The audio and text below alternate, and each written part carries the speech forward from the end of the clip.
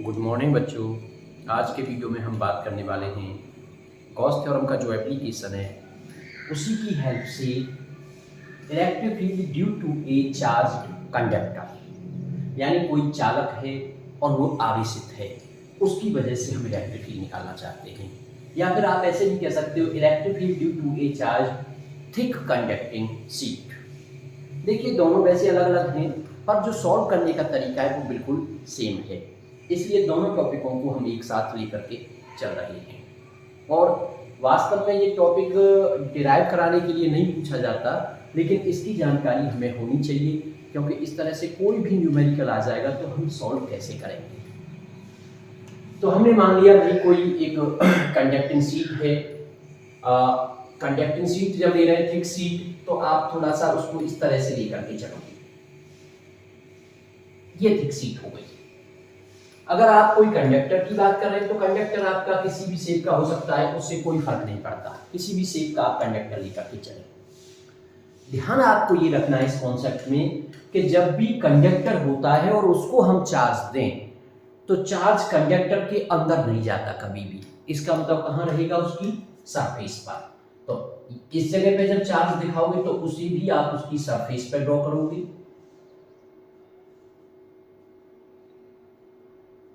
और इस पर जब चार्ज दिखाओगे तो उसे भी सरफेस पे। तो केवल आप आउटर सरफेसों पे चार्ज को ड्रॉ कर लेंगे।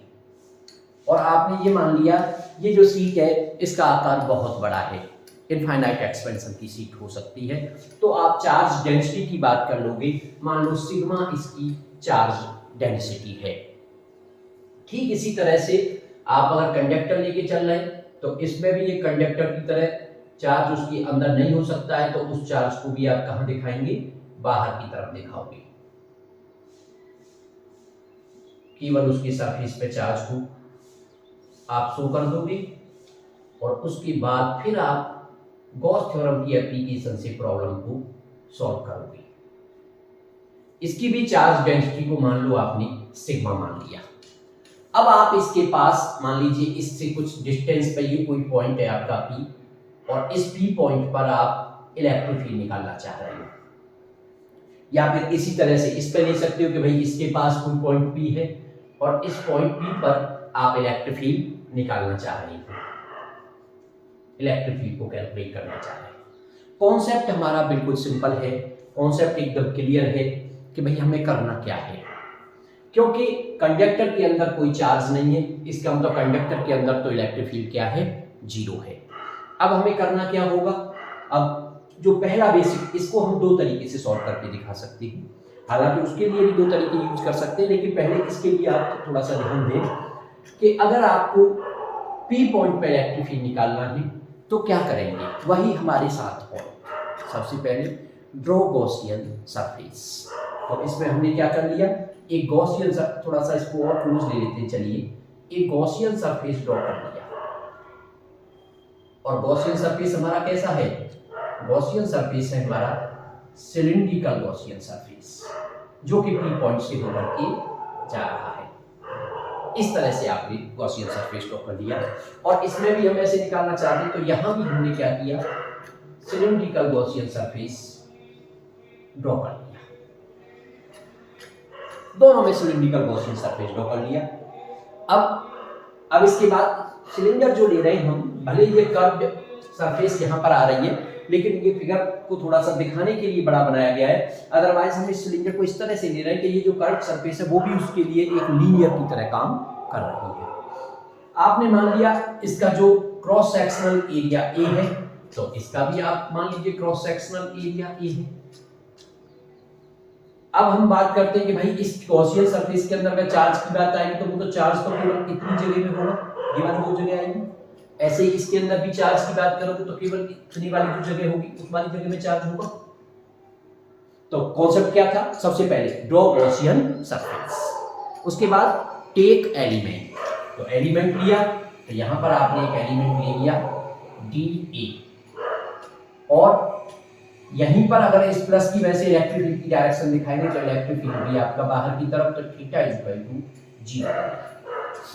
सेम आप इस पे देखेंगे, आपने एक एलिमेंट ले लिया यहां पर डी ए, और इलेक्ट्रिक फील्ड प्लस की वजह से आउटसाइड बाहर की तरफ, तो इलेक्ट्रिक फील्ड ई हो गया और theta is equal to 0 degree.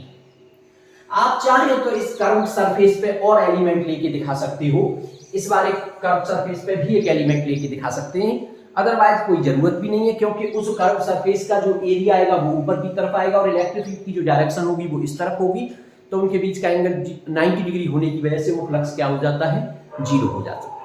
तो आप चाहें तो उसे शो कर लें, ना चाहें तो कोई जरूरत उसकी नहीं है। अब क्या करते हैं, सब पहला पॉइंट हो गया ड्रॉ गॉसियन सरफेस, दूसरा पॉइंट हो गया पिक एलिमेंट। अब क्या करना है, इस एलिमेंट से जाने वाला इलेक्ट्रिक फ्लक्स आपको निकालना है। जब आप एलिमेंट से जाने वाला, दोनों ही प्रॉब्लम को एक साथ लेकर के चल रहे हैं, तो एलिमेंट से जाने वाला इलेक्ट्रिक फ्लक्स निकालेंगे तो d phi E is equal to E dot d E, d phi E is equal to E dot d E, दोनों केस में, दोनों ही केस में। तो इसको लिख देंगे ई डी ए कॉस 0 डिग्री, कॉस 0 की वैल्यू 1, तो ये आ जाएगा ई डी ई, तो d phi E is equal to E d A. अब हमें टोटल फ्लक्स, भाई देखो कॉन्सेप्ट बिल्कुल क्लियर है, सबसे पहले ड्रॉ गॉसियन सरफेस पे एलिमेंट, फिर electric flux passing through the element and then total flux. और टोटल फ्लक्स के लिए क्या कर देते हैं, इंटीग्रल। तो टोटल फ्लक्स के लिए आपने इसका इंटीग्रल किया तो इधर आ गया फाई ई और इधर इंटीग्रल ई डी ए। अब ई कांस्टेंट हो गया, बाहर आ गया, इंटीग्रल डी, ये चीज बार बार आ रही है, दोनों ही केस में देख सकते हो। इंटीग्रल डी, इसका मतलब इसे कहां लिया गया है, तो इसे लिया गया है इस सिलिंड्रिकल गॉसियन सरफेस के इस प्लेन सरफेस पर, जिसके एरिया को हमने क्या मान रखा है, ए। इसका मतलब इंटीग्रल डी ए की वैल्यू हो जाएगी ए, तो ई इंटू ए, तो फाई ई की वैल्यू आ गई ई इंटू ए, इक्वेशन फर्स्ट। अब आगे भाई अगला पॉइंट क्या होता है, यानी इतना काम हमारा होता है इलेक्ट्रिक फ्लक्स की डेफिनेशन से। अगला पॉइंट क्या है, अगला पॉइंट हमें ये पता लगाना है कि इस गॉसियन सरफेस के अंदर चार्ज कितना है। तो ये पता लगाने के लिए आप देख रहे हैं भाई ये इतने एरिया में चार्ज है, ए एरिया में, ऐसे यहां भी लोगे तो कितने एरिया में चार्ज है, ए एरिया में। इसका मतलब total charge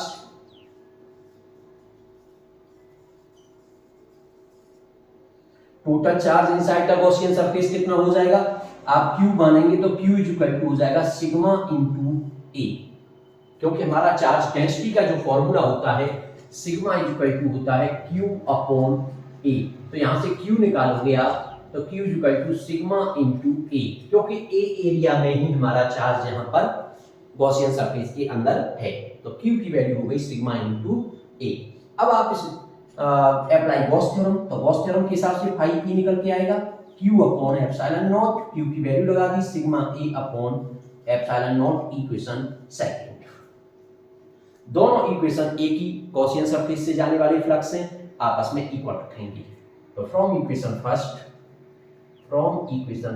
and second E A is equal to sigma A upon epsilon naught, तो ई की वैल्यू निकल के आ गई sigma upon epsilon naught.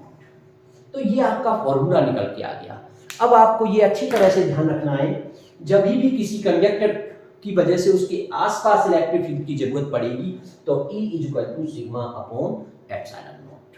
Sigma जहां उसकी चार्ज डेंसिटी है and the direction of E, E की विद्युत क्षेत्र की जो दिशा होगी, अगर वो पॉजिटिव चार्ज है तो अवे फ्रॉम पॉजिटिव, बाहर की तरफ, और नेगेटिव है तो टुवर्ड्स द नेगेटिव, चाहे वो ये केस हो या फिर ये केस हो। तो अब आप ये अच्छी तरह से ध्यान रखेंगे। जबकि पिछले टॉपिक में आपने क्या पढ़ा था कि अगर कोई एक सीट है, ऐसे करके एक सीट है और उस पर चार्ज है और इनफाइनाइट एक्सपेंशन किया, तो उसके आसपास के पॉइंटों पे ई कितना आता था, तो वो ई था सिग्मा अपॉन 2 एप्सिलॉन नॉट, जबकि यहां कितना आया है सिग्मा अपॉन एप्सिलॉन नॉट। तो दोनों में जो डिफरेंस है, जो अंतर है, उसको बिल्कुल क्लियर रखना है कि भाई एक परत की वजह से निकाला सिग्मा अपॉन 2 एप्सिलॉन नॉट, और यहां वास्तव में क्या हो गई है, 2 परत हो गई है, यहां भी 2 परतें, एक इधर वाली एक ये वाली परत, तो दोनों की वजह से आया तो सिग्मा अपॉन एप्सिलॉन नॉट। हालांकि हम चाहे तो इस डेरिवेशन को इसकी हेल्प से भी सॉल्व कर सकते हैं, या फिर कोई और टाइप का न्यूमेरिकल आ जाए तो उसे भी हम इसी की हेल्प से सॉल्व कर सकते हैं। अब मैं आपको वही ट्रिक बताने जा रहा हूं जो कि न्यूमेरिकल में आपको बहुत काम देने वाली है, कि भाई हमारे पास कई परत दे रखी है, कई थिन शीट दे रखी है, थिन नॉट थिक, तो उस हिसाब से जब हम प्रॉब्लम को सॉल्व करेंगे तो प्रॉब्लम हमें कैसे सॉल्व करनी है। तो चलिए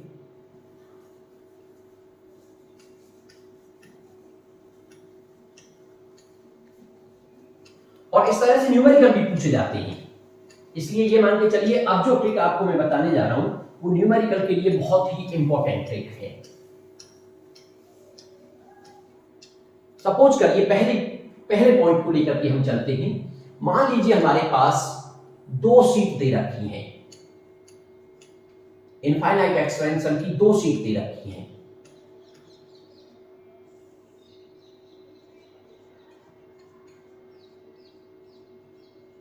ये बिल्कुल अभी जो प्रॉब्लम थी ना, अभी वाली प्रॉब्लम थिक शीट वाली वही प्रॉब्लम है, क्योंकि थिक शीट में भी दो परत हो जाती है, एक इधर चार्ज एक उधर चार्ज। सपोज करके ये थिक शीट है कोई, इसका मतलब इस सरफेस पे चार्ज, इस सरफेस पे चार्ज, बीच में कोई चार्ज नहीं होगा। तो आप एक थिक शीट को ऐसे भी मान के चल सकते हो कि दो थिन शीट है। अब आप सॉल्व कैसे करेंगे भाई? एक थिन शीट की वजह से आप जानते हो इलेक्ट्रिक फील्ड कितना होता है, E = sigma upon 2 epsilon not, एक थिन शीट की वजह से। अब मैं लेकिन इसको थोड़ा सा और व्यापक रूप में समझाना चाह रहा हूं कि भाई कोई भी क्वेश्चन किसी भी तरह का आ जाएगा तो कैसे सॉल्व करोगे आप। तो सबसे पहले हम यहाँ पे 3 पॉइंट लेके चलते हैं। एक पॉइंट है यहाँ पे हमारा A, दूसरा इसके बीच में B और तीसरा यहाँ पे C। और अब तीनों ही पॉइंट पे हमें इलेक्ट्रिक फील्ड निकालना है। हमने इस परत को 1 नाम दे दिया और इसको 2 नाम दे दिया। A पे इलेक्ट्रिक फील्ड चाहिए मुझे, B पे चाहिए, C पे चाहिए। तो सबसे पहले मैं पॉइंट A की बात करना चाहता हूँ। पॉइंट A पे इलेक्ट्रिक फील्ड, तो पॉइंट A पर इसकी वजह से भी इलेक्ट्रिक फील्ड आएगा और इस वाले की वजह से भी इलेक्ट्रिक फील्ड आएगा, क्योंकि आपने वो जो फॉर्मूला पढ़ा था वो ये था कि किसी भी परत की वजह से, किसी भी थिन शीट की वजह से आप इलेक्ट्रिक फील्ड निकालते तो वो डिस्टेंस पे डिपेंड ही नहीं करता, उसमें आर नहीं आ रहा है। इसका मतलब इसकी वजह से यहां निकालेंगे तब भी उतना होगा, थोड़ा दूर निकालेंगे तब भी उतना होगा, उससे कोई फर्क पड़ने वाला नहीं है। इस सीट की, इस पे इधर वाले पे चार्ज है तो उसकी वजह से भी यहां निकालें या फिर थोड़ा दूर निकालें तो उससे कोई फर्क पड़ने वाला नहीं है। फॉर्मूला सेम आपका अप्लाई होना है। इसका मतलब ए पॉइंट पे पहले मैं इसकी वजह से बताऊं तो प्लस से अवे, तो इलेक्ट्रिक फील्ड हो जाएगा 1 की वजह से E1 और वैल्यू हो जाएगी सिग्मा। मान लो इसकी चार्ज डेंसिटी दे रखी है सिग्मा 1 और इसकी चार्ज डेंसिटी दे रखी है सिग्मा 2। हो सकता है ये सेम भी हो लेकिन अलग अलग भी हो सकती हैं, क्योंकि जब न्यूमेरिकल आएगा तो इसमें सिग्मा 1 और सिग्मा 2 की न्यूमेरिकल वैल्यू भी हो सकती है। तो अब आप ऐसे समझ के चलिए कि हम न्यूमेरिकल सॉल्व करने के लिए ट्रिक समझ रहे हैं, तो इनकी न्यूमेरिकल वैल्यू होंगी तो न्यूमेरिकल वैल्यू आप यूज कर लोगे। तो जब मैं इसकी वजह से यहां निकालूंगा तो E1 की वैल्यू हो जाएगी sigma 1 upon 2 epsilon not and the direction positive से अवे। अब सेकंड वाली की वजह से निकालूंगा तो यहां पे इलेक्ट्रिक फील्ड मान लीजिए E2 है, तो E2 की सिग्मा 2 अपॉन 2 एप्सिलॉन नॉट। आप अच्छी तरह से जानते हो कि अगर कहीं दो वेक्टर आ रहे हैं और दोनों वेक्टरों की डायरेक्शन एक ही तरफ है तो जो नेट वेक्टर होगा, नेट वेक्टर जब आप निकालोगे, रिजल्टेंट वेक्टर आप निकालोगे तो उन दोनों का प्लस हो जाता है। इसका मतलब ए पॉइंट पर जो इलेक्ट्रिक फील्ड निकालेंगे हम तो E की जो वैल्यू होगी वो हो जाएगी E1 प्लस E2 और E1 sigma 1 upon 2 epsilon naught और plus sigma 2 upon 2 epsilon naught. चाहो तो 1 अपॉन 2 एप्सिलॉन नॉट को कॉमन ले लो, सिग्मा 1 प्लस सिग्मा 2। तो इस तरह से E की ये वैल्यू निकल करके आ गई आपके पास। अगर ये न्यूमेरिकल वैल्यू होती तो आप यहां न्यूमेरिकल वैल्यू रख करके, एप्सिलॉन नॉट की वैल्यू रख करके एक न्यूमेरिकल वैल्यू के फॉर्मेट में आंसर ले आती। दूसरी यहीं पर एक बात और कहना चाह रहा हूं, अगर सिग्मा 1 और सिग्मा 2 आपस में मान लो बराबर हैं जैसे कि पिछले केस में था, तो यहीं पर लिख लेते हैं let sigma 1 equal to sigma 2 equal to sigma. ये मान लिया आपने, लेट इस केस में क्या हो जाएगा भाई, EA equal to 1 upon 2 epsilon naught sigma plus sigma, कितना आ गया 2 सिग्मा अपॉन 2 एप्सिलॉन नॉट, 2 से 2 cancel out, sigma upon epsilon not किसकी वैल्यू आ गई, EA की। तो अभी अभी आपने जो डेरिवेशन किया था, अभी अभी आपने जो कंडक्टर की वजह से इलेक्ट्रिक फील्ड निकाला था वो भी सेम आया था और वो थिक शीट की वजह से भी सेम, तो वह ये इसी टाइप का तो था प्रॉब्लम। चलिए खैर ये थोड़ा जनरल बात हो गई। अब हम निकालते हैं बी पॉइंट पर। तो ये ए पॉइंट के लिए हो गया, एट पॉइंट ए, ये ए पॉइंट के लिए हो गया। अब मैं बी पॉइंट की बात करता हूं, एट पॉइंट बी। भाई बी पॉइंट पे आप कैसे निकालेंगे इलेक्ट्रिक फील्ड? तो पहले वन प्लेट की वजह से, तो वन की वजह से अवे फ्रॉम पॉजिटिव, यानी बी पर इधर आ जाएगा इलेक्ट्रिक फील्ड जिसका नाम दे दिया E1, और E1 की वैल्यू क्या होगी? E1 वैल्यू वही होगी सिग्मा 1/2 एप्सिलॉन नॉट, जैसे कि फॉर्मूला आपका है। अब बात करते हैं सेकंड प्लेट की वजह से, इसकी वजह से E2 लेकिन अवे फ्रॉम पॉजिटिव, तो उसकी डायरेक्शन आएगी इधर E2। E2 की वैल्यू क्या होगी? Sigma 2/2 epsilon naught. लेकिन अब क्या देख रहे हो आप इसमें? इसमें क्या दिखाया आपको कि दोनों की डायरेक्शन तो अपोजिट है, और जब अपोजिट डायरेक्शन में दो वेक्टर हों तो उनका नेट इलेक्ट्रिक फील्ड निकालने के लिए, नेट रिजल्टेंट जो भी है वेक्टर, रिजल्टेंट वेक्टर निकालने के लिए हमें ज्यादा में से कम वाले को माइनस कर देना होता है।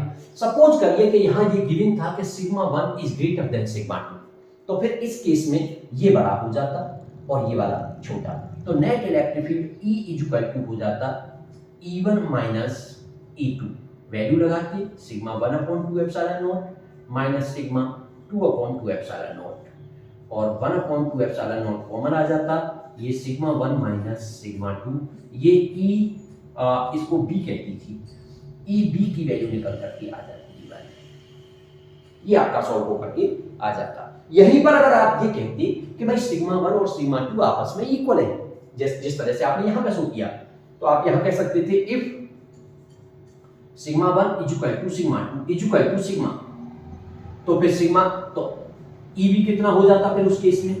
EB equal to sigma minus sigma, यानी ये आ जाता 0। तो कुल मिलाकर के अंदर वाले पॉइंटों पे नेट इलेक्ट्रिक फील्ड उस केस में क्या आ जाता? 0, जब ये दोनों आपस में क्या होते? इक्वल होते। क्लियर? तो ये चीज हमको समझनी है इस बात को। अब बात ये, अगर इसको तुम एक ही कंडक्टर मान करके चल रहे थे, तो एक कंडक्टर होगा तब तो डेफिनेटली दोनों तरफ की चार्ज डेंसिटी सेम रहनी है, इसलिए फिर तो 0 आना ही आना है। और हम ये पहले से जानते हैं कि भाई कंडक्टर के अंदर चार्ज नहीं होता तो वहां पर इलेक्ट्रिक फील्ड 0 हो जाएगा। एंड थर्ड केस, मैं सी पॉइंट की बात करना चाह रहा हूं। सी पॉइंट के लिए हम बात करेंगे एट पॉइंट सी। जब आप सी पॉइंट की बात करेंगे तो पहले 1 की वजह से निकालिए, तो प्लस है तो अवे फ्रॉम पॉजिटिव, तो ये आ गया आपका E1। ऐसे भी 2 की वजह से निकालेंगे तो ये आ गया आपका E2। वैल्यू वही, E1 की वैल्यू कितनी है? सिग्मा 1/2 एप्सिलॉन नॉट, और E2 की वैल्यू कितनी है? Sigma 2/2 epsilon not. अब आप नेट इलेक्ट्रिक फील्ड के लिए दोनों एक ही डायरेक्शन में आ रहे हैं, तो क्या करना पड़ेगा? प्लस, तो EC equal to E1 plus E2, value लगाओगे sigma 1/2 epsilon naught plus sigma 2/2 epsilon naught, 1/2 epsilon naught आपका कॉमन आ गया, सिग्मा 1 प्लस सिग्मा 2, इस तरह से EC की वैल्यू निकल करके ये आ गई। अगर आप इसमें भी ये कह रहे हैं कि भाई सिग्मा 1 इक्वल टू सिग्मा 2, तो यहां भी मान सकते हो आप let sigma 1 equal to sigma 2 और इक्वल टू मान लिया उसको सिग्मा, तो देन EC की वैल्यू कितनी हो जाएगी? 1/2 epsilon naught sigma plus sigma, तो 2 सिग्मा अपॉन 2 एप्सिलॉन नॉट, 2 से 2 कट जाएगा तो sigma upon epsilon not, EC की ये वैल्यू निकल के आ जाएगी। तो अगर इन दोनों पे चार्ज डेंसिटी अगर आपका सेम है, तो इधर वाले पॉइंट और इधर वाले पॉइंट, दोनों पॉइंटों पर जो इलेक्ट्रिक फील्ड निकल के आना है वो सेम आना है। चार्ज डेंसिटी अलग अलग होगी तब भी वो सेम आना है, और बीच में अगर सेम चार्ज डेंसिटी है तो इलेक्ट्रिक फील्ड 0 हो जाएगा, अदरवाइज इलेक्ट्रिक फील्ड ये वाला हो जाएगा। तो इस तरह से कोई भी न्यूमेरिकल आ जाए, आपको चाहे इधर के पॉइंट पर पूछे, चाहे बीच में पूछे, चाहे इधर पूछे, आप इस तरह से प्रॉब्लम को सॉल्व कर लोगे। एक और प्रॉब्लम मैं लेकर के चलता हूं यहीं पर, जिससे कि आपका और कॉन्सेप्ट क्लियर हो। मैं सेकंड प्रॉब्लम की बात और करता हूं। अब की बार जो हम प्रॉब्लम लेके चल रहे हैं उसमें 2 प्लेट हैं। एक प्लेट पे जो चार्ज है वो आपका पॉजिटिव है, और मान लो उसकी चार्ज डेंसिटी है प्लस की सिग्मा, पॉजिटिव है तो प्लस की होगी डेफिनेटली, और दूसरी जो प्लेट है वो आपकी नेगेटिव है और उसका चार्ज डेंसिटी है माइनस का सिग्मा। और फिर से बिल्कुल सेम तरीके से क्वेश्चन आपसे पूछा जा रहा है, और उसमें फिर से 3 पॉइंट दे रखे हैं, ए पॉइंट, बी पॉइंट और ये सी पॉइंट। इसको 1 नाम दे रहे हैं हम, इसको 2 नाम दे रहे हैं। क्वेश्चन आपका क्लियर है बिल्कुल कि ए पर, बी पर और सी पर इलेक्ट्रिक फील्ड को कैलकुलेट करिए। आप तीनों पॉइंटों पर इलेक्ट्रिक फील्ड निकालेंगे, लेकिन अब की बात चार्ज डेंसिटी जो है वो अलग अलग हैं, एक पे प्लस एक पे माइनस। देखिए एक बात का ध्यान दीजिए, मैं बार बार इस चीज़ को कहता हूँ, जब भी हम किसी वेक्टर क्वांटिटी को कैलकुलेट कर रहे हैं और उसको वास्तव में हम मैग्नीट्यूड के फॉर्मेट में कैलकुलेट कर रहे हैं, यानी हम उसकी केवल न्यूमेरिकल वैल्यू निकाल रहे हैं और डायरेक्शन अलग से शो कर रहे हैं, तो जो चार्ज होता है या चार्ज डेंसिटी होती है उसके साइन से केवल डायरेक्शन का हिसाब लगाओ, बाकी जब फॉर्मूला लगाओ तो उसमें चार्ज या चार्ज डेंसिटी का साइन मत लो, ठीक है। तो क्या करेंगे भाई, पहले ए पॉइंट पे निकालना चाह रहे हैं, तो ए पॉइंट के लिए फिर से वही वन प्लेट की वजह से तो प्लस है, तो अवे फ्रॉम पॉजिटिव, तो ये आ गया सा E1 और वैल्यू हो जाएगी sigma upon 2 epsilon naught, plus की वजह से अवे। अब माइनस की वजह से निकालोगे, माइनस की वजह से क्या होता है, टुवर्ड्स नेगेटिव, इसका मतलब इसी पॉइंट पर माइनस की वजह से जो E2 आएगा वो इधर आएगा, तो माइनस चार्ज की वजह से हमारी डायरेक्शन इधर हो गई। अब सिग्मा की वैल्यू माइनस में नहीं लगानी है, यानी अगर हम E2 की वैल्यू की बात करेंगे तो सिग्मा अपॉन 2 एप्सिलॉन नॉट ही लिखेंगे, minus sigma upon 2 epsilon naught नहीं लिखेंगे।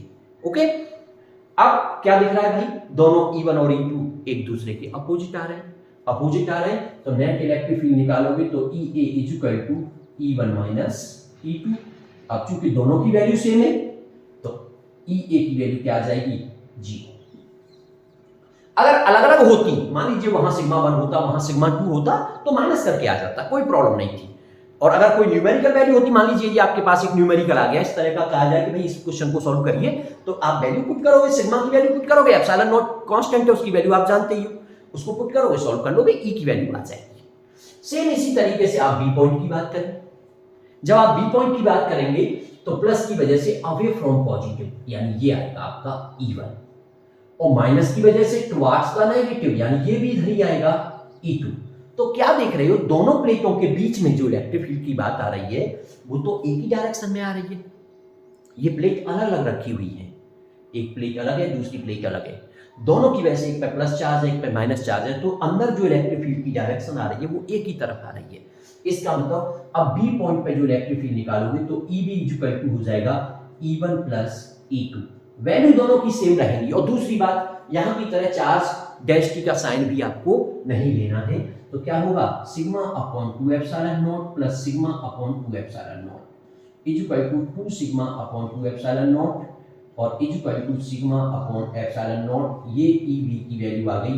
यानी इसके अंदर जब आपकी दो प्लेटें दोनों पॉजिटिव चार्ज की थी तो बाहर आया था सिग्मा अपॉन एप्सिलॉन नॉट दोनों केस में, और अंदर E0 आ रहा था, लेकिन यहां क्या हो रहा है, बाहर की तरफ 0 आया है और अंदर sigma upon epsilon not value निकल करके आई है। तो इसमें कहीं कोई रटने वाली चीज नहीं है, आप तो कॉन्सेप्ट पे जाइए और डायरेक्शन शो करो, और जैसे वेक्टरों को सॉल्व करते हैं वैसे सॉल्व करने की कोशिश उसको करिए। न्यूमेरिकल वैल्यू है तो न्यूमेरिकल वैल्यू लगा के सॉल्व करिए। सी पॉइंट की बात करते हैं, सी पॉइंट पे प्लस की वजह से अवे E1 और माइनस की वजह से टुवर्ड्स E2, कैसे आ गए, अपोजिट अपोजिट आ गए, तो EC इक्वल टू क्या हो जाएगा, E1 minus E2, sigma upon 2 epsilon naught minus sigma upon 2 epsilon naught, और ये आ गया 0। तो बाहर के पॉइंटों पे दोनों ही साइड में इधर भी 0 उधर भी 0 और अंदर वैल्यू निकल के आ गई सिग्मा अपॉन एप्सिलॉन नॉट। तो ये मैंने एक तरीका आपको बताया है। ऐसे कभी भी कोई न्यूमेरिकल आ जाए जिसमें थिन सीटों की बात कर रहा है, 2 सीट दे दे 3 सीट दे दे, अगर कोई 3 सीट भी देकर के आपको क्वेश्चन पूछ रहा है तो तीनों की वजह से निकालो। सपोज करिए आपको कोई प्रॉब्लम दे दी जाती है और इस तरह से कहा जाता है, हालांकि 3 सीट वाला क्वेश्चन बहुत कम पूछते हैं, इस तरह से पूछते नहीं है, पर फिर भी क्योंकि हम तो कॉन्सेप्ट की बात कर रहे हैं, हम रखने की बात नहीं कर रहे हैं। मान लीजिए इस तरह का आ जाए कि भाई एक सीट ये है, दूसरी सीट ये है, तीसरी सीट ये है, ये आ जाए, और अब कहे इसका नाम दे देना, तीनों पे चार्ज दिखा दो, उससे कोई फर्क नहीं पड़ता, मान लो इस पे प्लस इस पे प्लस इस पे प्लस इस पे माइनस, अब ये तो मैंने अपनी तरफ से ले लिया इस पे प्लस, बाकी किसी पे कैसा भी चार्ज हो सकता है, बस आप कॉन्सेप्ट की बात करेंगे। इसको नाम दे दिया 1 2 3 चार्ज डेंसिटी, चलो तीनों की सिग्मा मान ली। अब आपके पास ये कोई पॉइंट है, यहां आप इलेक्ट्रिक फील्ड निकालोगे, पहले 1 की वजह से निकालना, तो E1 प्लस से अवे, E1 इधर होगा, वैल्यू होगी सिग्मा अपॉन 2 एप्सिलॉन नॉट। फिर इसकी वजह से निकालना माइनस की वजह से टुवर्ड्स द नेगेटिव, E2 आपका इधर होगा, वैल्यू होगी सिग्मा अपॉन 2 एप्सिलॉन नॉट। फिर इसकी वजह से प्लस से अवे यानी E3 इधर होगा, वैल्यू होगी सिग्मा अपॉन 2 एप्सिलॉन नॉट।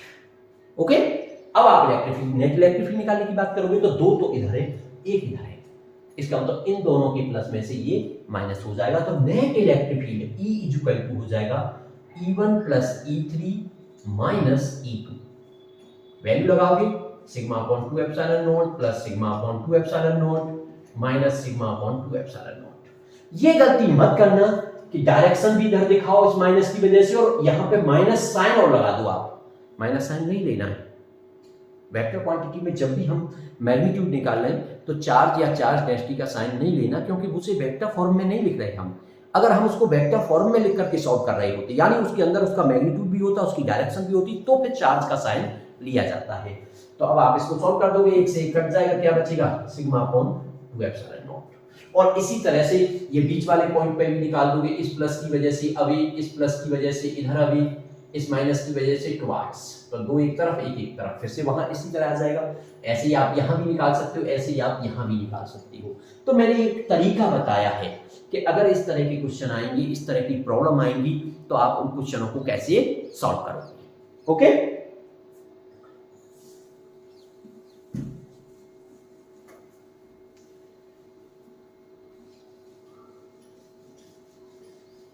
अब देखिए, अब हम बात करते हैं गॉस थ्योरम के कुछ न्यूमेरिकल की ट्रिक्स आपको बताएं, जिससे कि कोई न्यूमेरिकल गॉस थ्योरम पर आ रहा है तो आप उसको कैसे सॉल्व करोगे। सपोज करिए पहली ट्रिक की हम बात कर रहे हैं। गॉस थ्योरम की बात जब भी आती है तो आप इलेक्ट्रिक फ्लक्स की बात करते हो, और इलेक्ट्रिक फ्लक्स गॉस थ्योरम की वजह से फाई ई इक्वल होता है Q अपॉन एप्सिलॉन नॉट। देखिए, गॉस थ्योरम का जब भी कोई क्वेश्चन आएगा तो एक चीज पर फोकस आपको करना है, और वो चीज क्या है, आप चार्ज की बात करोगे कि वहां पर कितना चार्ज है, और जो भी चार्ज है फिर आप उसके आसपास गॉसियन सरफेस की बात करो। एक ऐसा गॉसियन सरफेस बनाने की कोशिश करो, एक ऐसा गॉसियन सरफेस चूज करने की कोशिश करो कि वो चार्ज के सिमेट्रिक हो जाए। सपोज करिए ये हमारा कोई चार्ज है Q, और ये किसी क्यूब के सेंटर पे रखा हुआ है। ये एक क्यूब है, मैं उस फॉर्मेट में बना नहीं रहा हूं, वैसे ये क्यूब है। चाहो तो चलो बना लेते हैं भाई, उस चीज को भी क्लियर कर देते हैं चलो। और ये चार्ज इसके सेंटर पे रखा है, इसका मतलब ये सरफेस जो हो गई इस चार्ज की सिमेट्रिक हो गई। इसी को आप गॉसियन सरफेस मान सकते हो कि ये एक गॉसियन सरफेस हो गया। आपने इमेज कर लिया इसी को गॉसियन सरफेस, तो आप गॉस थ्योरम लगा दो, क्योंकि भाई इससे जाने वाला flux phi E equal to Q upon epsilon naught. लेकिन यहां तुमसे दो तरह के क्वेश्चन पूछ सकता है, दोनों क्वेश्चनों पर थोड़ा सा ध्यान दीजिए। आपसे कह सकता है flux passing through the cube. देखिए, flux passing through the cube, passing through the cube से मतलब इस क्यूब से, इस घन से होकर के जाने वाला फ्लक्स। तो क्या है, सिंपल सा phi E equal to Q upon epsilon naught. भाई गॉसियन सरफेस के अंदर टोटल चार्ज कितना है, बस उसकी वैल्यू यहां लगानी थी, तो वो तो Q है, तो Q अपॉन एप्सिलॉन नॉट। लेकिन यहां आपसे एक क्वेश्चन और पूछ सकता है कि इसकी किसी भी एक सरफेस से होकर के जाने वाला फ्लक्स।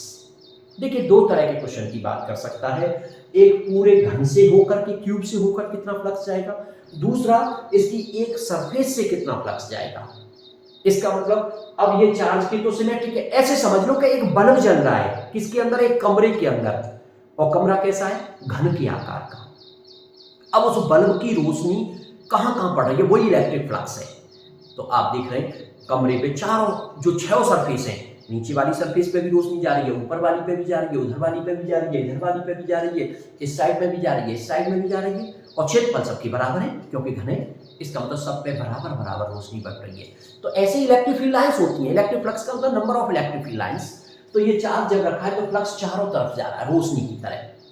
तो सभी फ्लक्सों पे, सभी फलक जो है उसके, जो सभी सतह हैं उसकी, तो उनसे कैसा जा रहा है, बराबर। और कितनी फलक होती है इसमें, 6।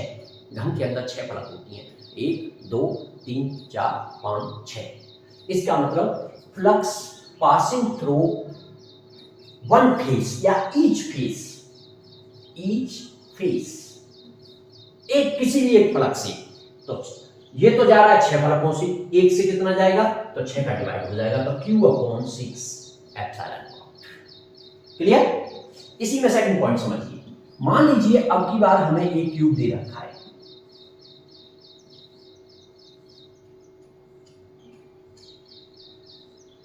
और अब की बार जो हमारा चार्ज है वो रखा हुआ है यहां पर। कहां पर? इस क्यूब का जो ऊपर वाला सरफेस है उस ऊपर वाले सरफेस पर रखा हुआ है क्यू चार्ज। और अब कह रहा है कि इस क्यूब से कितना फ्लक्स जाएगा। फ्लक्स कहां से? क्यूब से। क्यूब से जाने वाले फ्लक्स की बात कर रहा है। और फिर कह रहा है ईच फेस से कितना फ्लक्स जाएगा। दोनों बातें पूछ रहा है, जैसे इसमें दोनों बातें निकाली ऐसे ही आपको यहां निकालनी है। लेकिन प्रॉब्लम थोड़ी सी चेंज हो गई। अब की बात जो चार्ज है वो उसके एक सरफेस पे आ गया। चार्ज जब एक सरफेस पे आ जाएगा तो फिर आप ये नहीं कह सकते कि जो फ्लक्स है वो केवल इसी से होकर के जा रहा है। आपको एक ऐसा गॉसियन सरफेस चूज करना पड़ेगा जो चार्ज के सिमेट्रिक हो जाए। तो अब हम क्या करेंगे? अब हम अपने मन में एक ऐसा क्यूबॉइड बांधेंगे, एक ऐसा, यानी इस क्यूब के ऊपर एक और क्यूब रख दिया। सपोज करिए आप, जैसे मान लीजिए ये आपका एक क्यूब है, सपोज करो ये आपका एक क्यूब है। अब चार्ज यहां रखा हुआ है बीच में, बिल्कुल मिड पॉइंट पे। तो अब हम ये तो कह नहीं सकते भाई बल्ब यहां जलाएंगे तो पूरी रोशनी, ऐसा तो है नहीं केवल इधर ही जाए, आधी रोशनी तो ऊपर भी जाएगी। तो अब हमें एक ऐसी आकृति ड्रॉ करनी है कि उसके ये जो चार्ज है उसके सेंटर पे पहुंच जाए। तो इसके लिए हम क्या करेंगे? ऐसी ही एक किताब और उठा करके ऊपर रख देंगे। जब आप एक ऐसी किताब ऊपर से और रख दोगे तो चार्ज पहुंच जाएगा उसके सेंटर पर। लेकिन अब जब फ्लक्स की बात आएगी तो अब एक क्यूबॉइड बन जाएगा। तो उस क्यूबॉइड को कहेंगे हम, क्या चीज कहेंगे उस क्यूबॉइड को? उस क्यूबॉइड को कहेंगे हम गॉसियन सरफेस। तो पूरे सरफेस से जाने वाला फ्लक्स तो कितना होगा? पूरे से, क्यूबॉइड से, वो तो हो जाएगा आपका Q/एप्सिलॉन नॉट टोटल, क्योंकि टोटल चार्ज उसके अंदर कितना आया? ये क्यूबॉइड से हुआ Q/एप्सिलॉन नॉट। लेकिन उसमें क्यूब कितने बने थे? 2, एक नीचे वाली बुक, एक ऊपर वाली बुक, तो दोनों पे आधा आधा बच जाएगा। तो एक क्यूब से, यानी इस वाले क्यूब से कितना गया? तो Q/2 एप्सिलॉन नॉट, यानी Q/एप्सिलॉन नॉट का आधा, तो आपने 2 का डिवाइड कर दिया। क्लियर? लेकिन अब पूछ रहा है कि एक फेस से कितना जाएगा, यानी ये जो हमारा क्यूब है इसके एक फेस से कितना जाएगा। लेकिन अब इससे होकर जाने वाला जो फ्लक्स है, अब हम 6 फेस नहीं काउंट करेंगे। क्यों नहीं करेंगे 6 फेस काउंट? क्योंकि ये क्यूब तो हमारा ये था, इसके ऊपर दूसरी बुक रख दी तो इसका ये वाला फेस तो ढक गया ना, वो तो अंदर चला गया। तो फेस कितने बचे? 1 2 3 4 और एक 5, तो केवल 5 फेस बचे। एक फेस कवर हो गया। तो अब ये जो फ्लक्स जा रहा है केवल हमारे कितने फेस से होकर के जा रहा है? 5 फेस से होकर के जा रहा है। इसका मतलब एक फेस से निकालोगे, ईच फेस की बात करोगे तो 5 का डिवाइड और कर देंगे तो Q/5 दूनी 10 एप्सिलॉन नॉट। ओके, तो समझने की कोशिश करनी है आपको। एक और लेते हैं एग्जांपल। थर्ड एग्जांपल में मान लीजिए हम इस तरह की बात करते हैं कि अब की बार जो हमने क्यूब लिया है,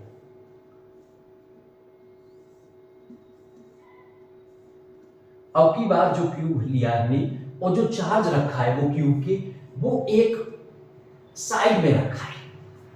वो जो साइड होती है ना उस पर रखा हुआ है क्यू चार्ज, यहां पे रखा है इस जगह पे। अब मुझे एक ऐसी शेप के बारे में सोचना पड़ेगा, एक ऐसी आकृति के बारे में सोचना पड़ेगा कि ये चार्ज उसके सेंटर पर आ जाए। तो कैसे सोचेंगे भाई? मान लीजिए ये हमारा क्यूब था वही पहले की तरह। अब क्यूब के यहां पे रखा है चार्ज इस जगह पे, और मैं उसको एक ऐसी आकृति लेना चाह रहा हूं जो बिल्कुल उसके सेंटर पे पहुंच जाए। तो ऐसी ही एक बुक इधर से रखूंगा, इधर से रखी, और 2 बुक उसके ऊपर से रखी। तो अब कितनी बुक बन गई हमारी? 4, और चार्ज पहुंच गया सेंटर में। तो 4 किताबों को मिलाकर के जो आकृति बन रही है वो है हमारा गॉसियन सरफेस, और उसके अंदर टोटल चार्ज कितना आएगा? Q। तो उस 4 किताबों से जो जाने वाला फ्लक्स होगा वो तो हो जाएगा Q/एप्सिलॉन नॉट। लेकिन क्वेश्चन में क्या पूछ रहा है कि इससे जाने वाला, इस क्यूब से जाने वाला कितना है? तो ऐसी तो कितनी किताबें थी? 4, तो टोटल चारों से तो इतना जा रहा है, तो एक से कितना जाएगा? तो अगर क्यूब की बात करोगे तो क्यूब से जाने वाला फ्लक्स हो जाएगा Q/4 एप्सिलॉन नॉट। ओके, अब बात कर रहे हैं ईच फेस। अब ईच फेस की बात कर रहे हैं। ईच फेस आपने 4 बुक रखी, एक बुक इधर से, 2 बुक ऊपर से। तो जब इधर से बुक रखोगे तो ये वाला कवर हो गया, और फिर 2 ऊपर से रखोगे तो ये वाला कवर हो गया। एक इस पे ऊपर से रखी जाएगी, एक इस पे, तो इसके 2 फेस कवर हो गए। एक ये वाला फेस कवर हो गया, एक ये वाला फेस कवर हो गया। तो कितने फेस थे इसमें? 6 में से कवर कितने हो गए? 2। कितने बचे? 4। इसका मतलब जब ईच फेस से आप इसको निकालोगे तो ईच फेस के लिए ये जो हमारा है वो 4 पार्टों में और डिवाइड हो जाएगा। तो आंसर आ जाएगा Q/4 चौक 16 एप्सिलॉन नॉट। तो बात को समझने की कोशिश करिए। इस तरह की जब प्रॉब्लम आए तो आपको कैसे आकृति के बारे में सोचना है, किस तरह से क्वेश्चन को सॉल्व करना है। एक और लेता हूं मैं, एक क्वेश्चन और समझिए थोड़ा सा, और उसको और डीपली बात करते हैं। मान लीजिए अब की बार एक क्यूब और लिया आपने, और अब की बार इस क्यूब के कहां रखा हुआ है हमारा? कॉर्नर पे, एक कॉर्नर पे रखा है। क्यू चार्ज एक कॉर्नर पे रखा है, और फिर कह रहे हैं कि इस क्यूब से कितना फ्लक्स जा रहा है, और फिर ईच फेस से कितना जा रहा है। वही दोनों बातें, पूछने का तरीका बिल्कुल सेम है कि एक बार क्यूब से, फिर फेस से, ईच फेस से। तो फिर से अब समझिए भाई, अब की बात कहां की कर रहा है? कॉर्नर की। यानी अब की बार जो चार्ज रखा है, मान लो यहां कॉर्नर पे रखा है, मैं एक ऐसी शेप की बात करना चाहता हूं कि ये चार्ज उसके अंदर चला जाए। आप लोग जब क्वेश्चन सॉल्व किया करें तो थोड़ा सोचो उस पर, तो अंदर चला जाए उसके। इसका मतलब क्या करना पड़ेगा? एक ऐसी ही किताब यहां रखनी पड़ेगी, इधर एक, इधर रखनी पड़ेगी, एक इधर रखनी पड़ेगी। तो कितनी किताब हो गई? 4। तो चारों तरफ से कवर हो गया, लेकिन अभी ऊपर की तरफ खुला हुआ है। 4 किताब और ऊपर से रख दी, अब पहुंच गया सेंटर में। यानी 8 किताबों को मिलाकर के जो क्यूब बनेगा ये उसके सेंटर पे चला जाएगा, और उन 8 किताबों से जाने वाला फ्लक्स होगा Q/ε0। 8 किताबों से। लेकिन मुझे तो एक किताब से चाहिए, एक क्यूब से चाहिए जो क्यूब गिवन है, तो वो तो 8 किताबें, तो 1 से कितना जाएगा? Divide by 8। इसका मतलब क्यूब से जाने वाला हो गया Q/8ε0। अब किससे पूछा है? Each face. जब आपने 8 किताब यहां बनाई तो कौन कौन से फेस ढक गए? एक इधर से किताब रखी तो ये वाला फेस ढक गया, इधर एक किताब, एक यहां से किताब आई थी क्योंकि 4 किताब, एक ये, 2, 3, 4, तो इधर वाला फेस ढक गया, और 4 उनके ऊपर से ये वाला फेस ढक गया। तो ये ढक गया, ये ढक गया, ये ढक गया, 3 फेस कवर हो गए। कितनी बचे सब? 3 बचे। इसका मतलब ये जो फ्लक्स जा रहा है वो कितने कितने फेसों से होकर के जा रहा है? 3 फेस से। तो 3 का डिवाइड और कर देंगे तो Q/8 24 एप्सिलॉन नॉट। अब बताइए बात समझ आएगी। तो इस तरह से आप गॉस थ्योरम की प्रॉब्लम को सॉल्व करने की कोशिश कर